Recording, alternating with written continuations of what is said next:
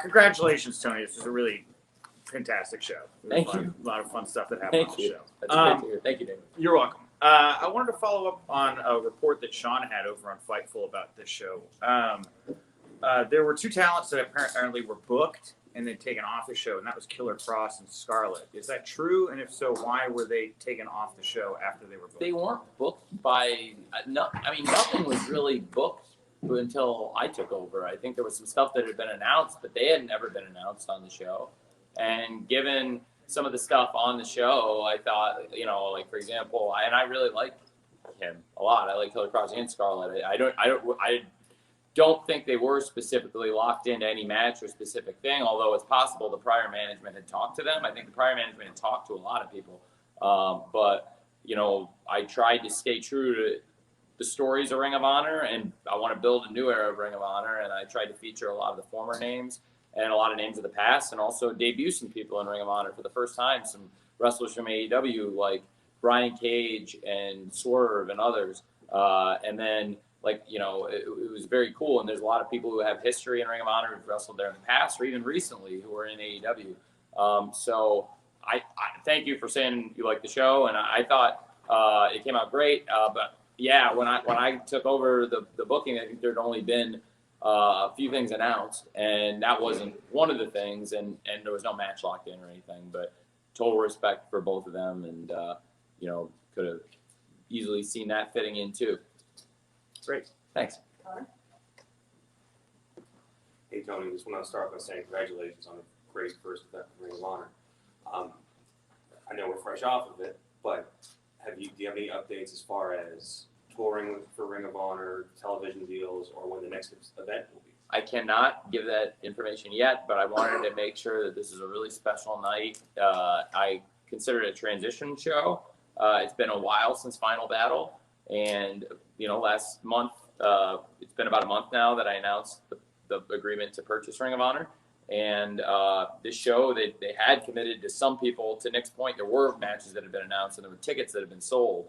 And, Gresham versus Bandito for the undisputed title had been announced, and a few other matches too. And, like I said, they sold a few hundred tickets, and they'd also made agreements with the pay-per-view providers.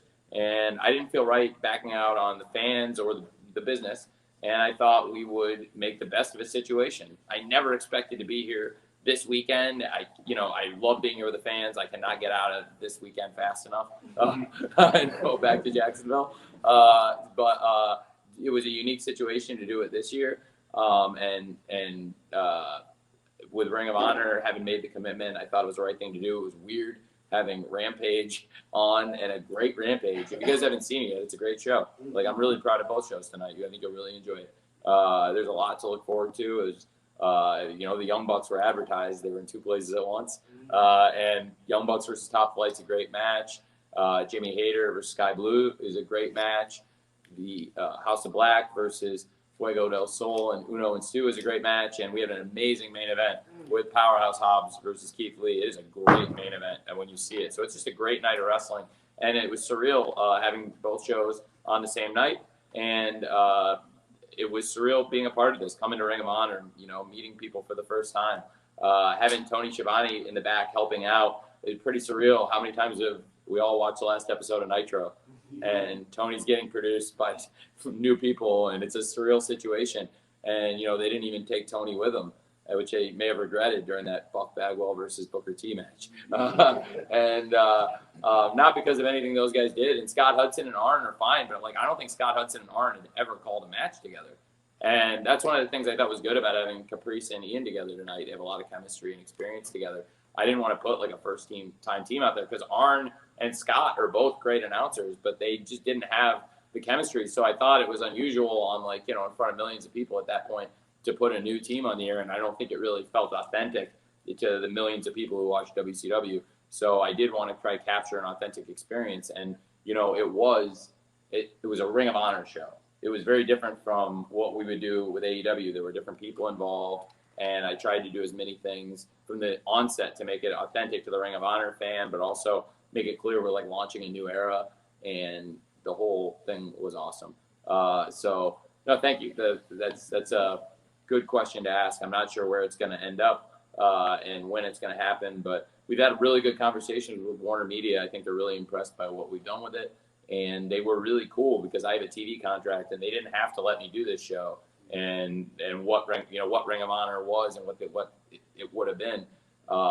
They could have prevented me from producing this show, and they let me. And then even tried to make an event of tonight with promoting Rampage and Ring of Honor and some crossover with obviously the Young Bucks, wrestling on Rampage and doing a run-in here, Swerve wrestling on Supercard, and hey, maybe Swerve shows up on Rampage if you haven't seen it yet. So, and so I thought it would be a lot of fun, and those kind of guys going both ways, and they were very supportive of us doing this. I think they wanted it to be a Ring of Honor show and not an AEW show, which is great because that's what I wanted too. So we were totally on the same page. I promised them I'm not going to go do an AEW show and try to cut you guys out of it. And they were just really great. And I think it's really cool. There are a lot of exciting things happening at Warner Media right now, and I'm really glad we're a part of them with AEW. And I hope Ring of Honor can be a part of it too. And I'm really optimistic that it can because of the really good track record that the women and men of AEW have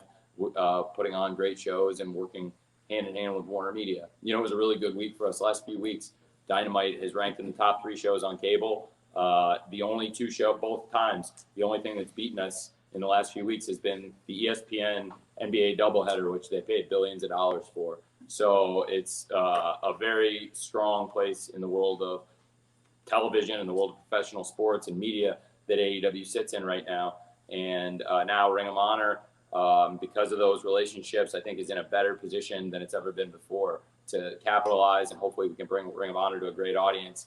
And I know Warner, I'm so grateful. I mean, they've changed our lives. I think it's really, I was saying to Rocky how we brought something back. I don't know if I've said this out loud before. Maybe I said it once in another interview, so I'm sorry if you've heard this one other time. I feel like I said it once out loud to outside of the back. There was I think I did say this on the radio, so I'm sorry. But I'll just finish my thought. There was,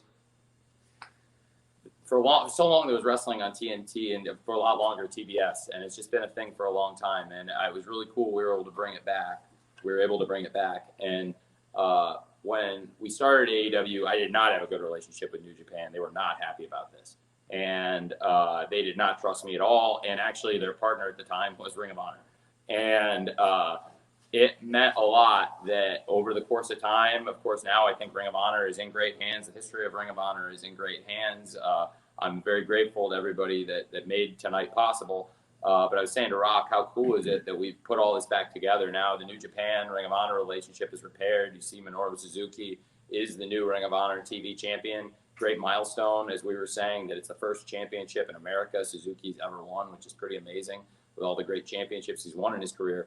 But also, looking, this Ring of Honor moment gave us a chance to reflect. But we were saying recently it's pretty cool because, there was wrestling on TNT and TBS for so long with WCW. And then it's like a big hole in my life as a fan. And I think in people's lives, maybe not everybody, but there's thousands of people. I think this was like a hole in our lives, whether we knew it or not, that like there should be wrestling on Turner. There should be wrestling on TNT, TBS.